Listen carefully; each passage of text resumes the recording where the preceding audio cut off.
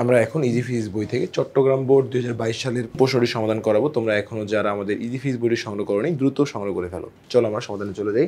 Chittagong board 2022। So Chattogram board 2022 সালের প্রশ্নটা একটু খেয়াল করি আমরা কি বলেছে। 1500 জুল শক্তি সম্পন্ন দুটি বৈদ্যুতিক মোটর একই সাথে কাজ করছে। মানে একটা মোটর আছে, দুইটা মোটর আছে, হ্যাঁ, যার শক্তি দেওয়া আছে 1500 জুল। বেসিক্যালি সবগুলো প্রশ্নে দেখবো আমরা যে ওয়াট থাকে, হ্যাঁ, এত ক্ষমতা থাকে, বাট এখানে কিন্তু শক্তি দিয়ে করেছে ম্যাটটা। তো একটি মোটর 15 কেজি ভরের বস্তুকে 8 মিটার উপরে তুলছে এবং অপর একটি মোটর 12 কেজি ভরের বস্তুকে 10 মিটার উপরে তুলছে। জি এর মান 9.8 বরাবর যেটা দেওয়া থাকে ওইটাই। তো প্রথম কোশ্চেন, শক্তি নিত্যতা কাকে বলে? তো শক্তি নিত্যতা আমরা জানি যে শক্তির আসলে আমরা জানি আমাদের বিশ্বের মধ্যে বা আমাদের পৃথিবীতে যে শক্তির কখনো কিন্তু নতুন করে সৃষ্টি হয় না বা শক্তি ধ্বংস হয় না, যার শক্তিকে এক রূপ থেকে আরেক রূপে রূপান্তরিত হয়। তো এই জায়গাটায় খেয়াল করতে হবে। তার এই যে শক্তির রূপান্তর হচ্ছে বা শক্তির মোট শক্তির পরিমাণ কিন্তু চেঞ্জ হচ্ছে না, এটি হচ্ছে শক্তির নিত্যতা। তো একটু আমার বইয়ের ভাষায় একটু দেখি, খেয়াল করো যে শক্তির সৃষ্টি বা বিনাশ নেই, মানে ধ্বংস নেই। শক্তি কেবল এক রূপ থেকে অন্য রূপে বা একাধিক রূপে পরিবর্তন হতে পারে বা পরিবর্তিত হতে পারে। মহাবিশ্বের মোট শক্তির পরিমাণ নির্দিষ্ট ও অপরিবর্তনীয়। তার মানে হচ্ছে শক্তি চেঞ্জ হবে, বাট মোট টোটাল যে শক্তিটা একদম চেঞ্জ হবে না, এটাই শক্তির নিত্যতা। আচ্ছা, এরপর আমরা খনা প্রশ্নে কি বলতে খেয়াল করো। বায়োম্যাসকে নবায়নযোগ্য শক্তি উৎস বলার কারণ কি? এখন আমরা জানি নবায়নযোগ্য শক্তি বলতে আমরা কি বুঝি। নবায়নযোগ্য শক্তি বলতে আমরা বুঝি যে শক্তিটা কি বলতো মানে বারবার ব্যবহার করা যায়, ঠিক আছে, বারবার রিফিল করা যায়, ঠিক আছে, এটা হচ্ছে নবায়নযোগ্য শক্তি। তো বায়োম্যাস কিন্তু পৃথিবীর ধ্বংস, মানে পৃথিবীর যতদিন আসছে বায়োম্যাস কিন্তু কোনো শেষ হবে না, অফুরন্ত, ঠিক আছে। তাহলে এই জন্য আমরা বলি বায়োম্যাস এটি নবায়নযোগ্য শক্তি। দেখো একটু বইয়ের ভাষায়, বায়োম্যাসকে নবায়নযোগ্য শক্তি বা জ্বালানি বলা হয় কারণ পৃথিবী মানব সভ্যতা যতদিন থাকবে ততদিন বায়োম্যাস স্বয়ংক্রিয়ভাবে অনবরত উৎপাদিত হতে থাকে। বায়োম্যাস বলতে বোঝায় কি বোঝায় বলতো? গাছগাছালি, জ্বালানি কাঠ, কাঠের বজ্র, হ্যাঁ, শস্য, ধানের তুষ, কুড়া, লতাপাতা, পশু পাখির মল, পৌর বজ্র, এইগুলো হচ্ছে সবগুলো বায়োম্যাস বোঝায়। তো আমাদের দৈনন্দিন জীবনে খেয়াল করব, জীবন কাটে লাকড়ি, খড়কুড়ি জ্বালিয়ে। এই দরিদ্র মানুষগুলার ব্যবহারিক শক্তি পৃথিবীর পুরো শক্তির একটা বড় অংশ। তো এই জায়গায় খেয়াল করো, যদি শুকনো, এর পদে কি লিখছে, যদি দেখো শুকনো গাছ পুড়িয়ে ফেললে সেটা শেষ হয়ে যায়, তারপরও বায়োম্যাসকে নবায়নযোগ্য জ্বালানি বলার কারণ নতুন করে আবার গাছপালা জন্মানো যায়। মানে আমরা যে গাছ থেকে গাছগুলো পুরায় শক্তি পাই, এটা তো শেষ হয়ে যায়, আর পাওয়া যায় না, কিন্তু ওই গাছ থেকে কিন্তু আবার গাছগুলো কিন্তু পুনরায় জন্মায়, হ্যাঁ, এই জন্য কিন্তু আবার সে শক্তিটাকে পাওয়া যায়। এই জন্য এটাকে বলা হয় নবায়নযোগ্য শক্তি। দেখো, যেমন তেল, গ্যাস বা কয়লার মতো এটি পৃথিবী থেকে চিরদিনের জন্য অদৃশ্য হয়ে যায় না। যেমন কয়লাটাকে পোড়াইলে বা তেলটাকে পোড়াইলে ওটা কিন্তু একবার গায়েব হয়ে যায়, তাই তো। কিন্তু আমাদের যে বায়োম্যাস শক্তিটা আছে এটা কিন্তু গায়েব হয়ে যায়, বাট এটা পুনরায় কি রিফিল করা যায়, মানে পুনরায় জন্ম হয় গাছের, সেখান থেকে আবার লাকড়ি পাওয়া যায় বা আবার সেখানে খড়কুটো পাওয়া যায়, ঠিক আছে। এই জন্য এটাকে বলা হয় নবায়নযোগ্য শক্তি। এরপর একটু আমরা দেখবো, আমাদের গণা বসে যাব। বলেছে প্রথম মোটরটির কর্মদক্ষতা নির্ণয় করো। সো প্রথম মোটরের কর্মদক্ষতা বলতে আমাদের কিন্তু আমরা জানি কর্মদক্ষতার সূত্র হচ্ছে eta equals to P of output P of input into 100%। So একটা জিনিস চিন্তা করো, এখানে কিন্তু আমাদের ক্ষমতা দেওয়া নাই, জুল শক্তি দেওয়া। তাহলে আমরা শক্তি দেওয়া থাকলে আমরা এখানে কি বলতো, এখানে দেওয়া শক্তি লিখবো। তাহলে শক্তি লিখবো, কি লিখবো, শক্তি লিখবো, যা যা থাকবে তাই লিখবো। তাহলে শক্তি কি, ই অফ আউটপুট, তাহলে ই অফ ইনপুট ইন্টু 100%, যেটা থাকবে ওটা লিখবো। সো ই মানে কি, শক্তি, ডাব্লু, এমজিএইচ, তাহলে MGH divide by P of input into 100%।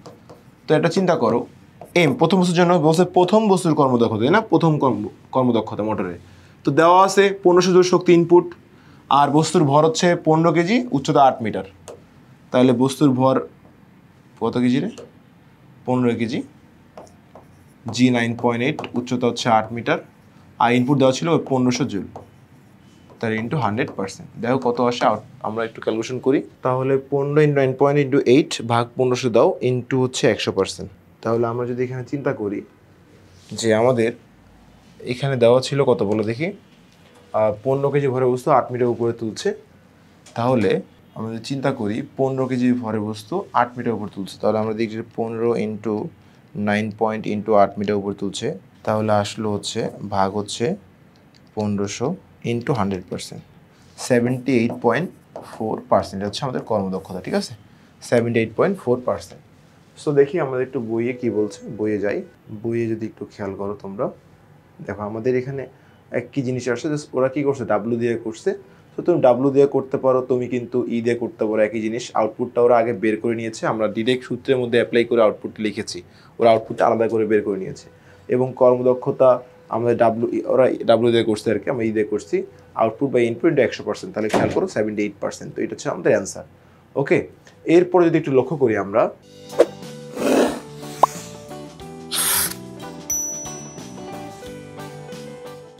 ঘ নম্বর প্রশ্নে চলে যাই, একটু খেয়াল করো।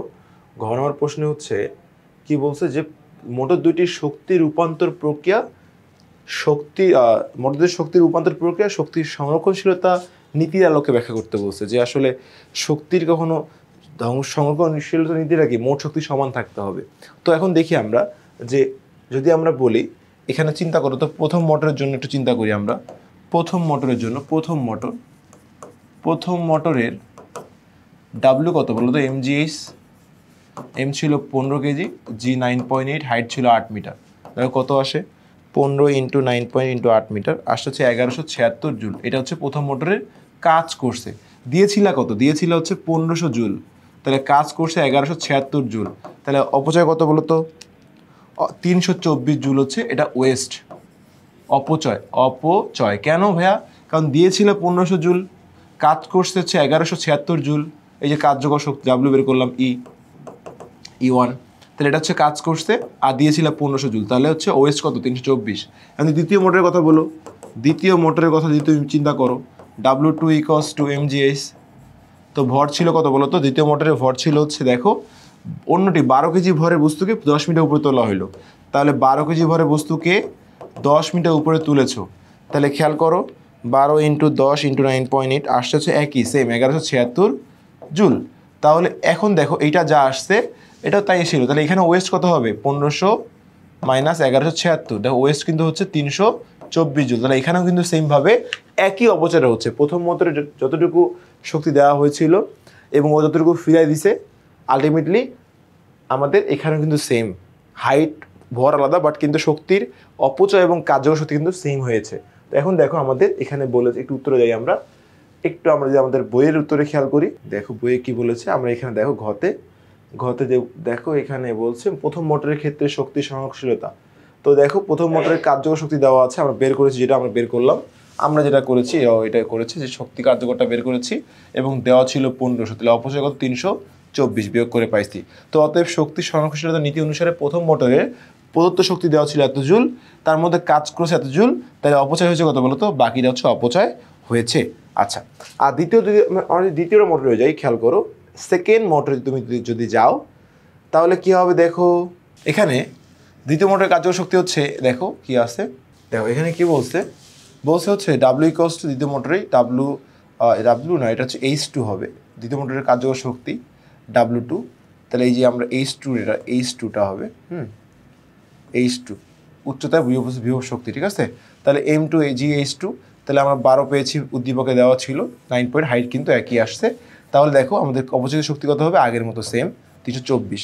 তাহলে এখানে দেখো খেয়াল করো যে ওই মোটরে এই মোটরে কিন্তু সেম, যে কাজ করছে যা, অপচয় হয়েছে তা, তাহলে শক্তি নিত্য সূত্রকে সমর্থন করে, কারণ যোগফলটা কার্যকর শক্তি এবং অপচয় শক্তি মিলে কিন্তু আমাদের কি হয়েছে বলতো, মোট শক্তি কিন্তু মিলে গেছে।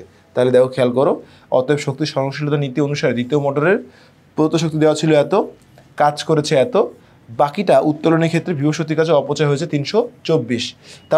তাই অপচয়কৃত শক্তি ও কার্যকর শক্তির যোগফলই প্রদত্ত মোট শক্তির সমান, যা শক্তি সংরক্ষণশীলতা নীতিকে সমর্থন করে। তো এই ছিল আমাদের এই বোর্ডের সমাধান, আশা করি তোমরা বুঝতে পারছো।